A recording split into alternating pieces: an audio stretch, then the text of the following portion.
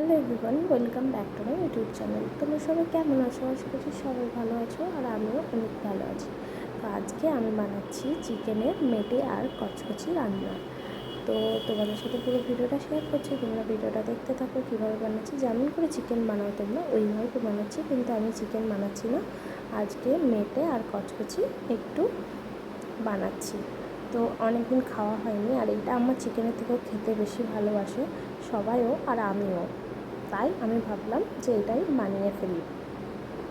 এটা রেসিপি আগে কখনো তোমাদের সাথে শেয়ার করিনি, তাই আজকে প্রথম এই রেসিপিটা তোমাদের সাথে শেয়ার করলাম। ভালো লাগলে লাইক কমেন্টস আর শেয়ার করে দেবে, আর যারা যারা আমার চ্যানেলটা নতুন দেখছো তারা একটু সাবস্ক্রাইব করে দেবে। তো দেখো, আমি মশলাটা প্রথমে কষিয়ে নিচ্ছি, আর কষিয়ে নেওয়ার পরে আমি কিন্তু চিকেনের মেটে কচকচিটা দিয়ে দেবো। দেখো, চিকেনের মেটে কচকচিটা আমি কিন্তু দিয়ে দিচ্ছি। দিয়ে দেওয়ার পরে এর মেটে কচকচির সাথে আবার একটু গলাও ছিল, তো মাংস মতো ছিল। আর এদিকে আমি দেখো সমস্ত রকম মশলা দিয়ে এটাকে ভালো করে কষিয়ে নিচ্ছি। কষিয়ে নেওয়ার পরে দেখো এটা কতটা সুন্দর লাগছে দেখতে, আর খেতে সত্যিই ভালো হয়েছিল এই পদ্ধতিতে।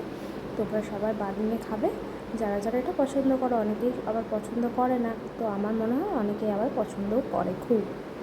তো ভালো লাগলে বানিয়ে খেও, আর আমার ভিডিওটা কেমন হয়েছে অবশ্যই জানাবে। দেখা হবে নতুন ভিডিওতে। আর আজকে দুপুরে কিন্তু একদম জমে যাবে এত সুন্দর একটা রান্না দিয়ে। কার না ভালো লাগে বলো?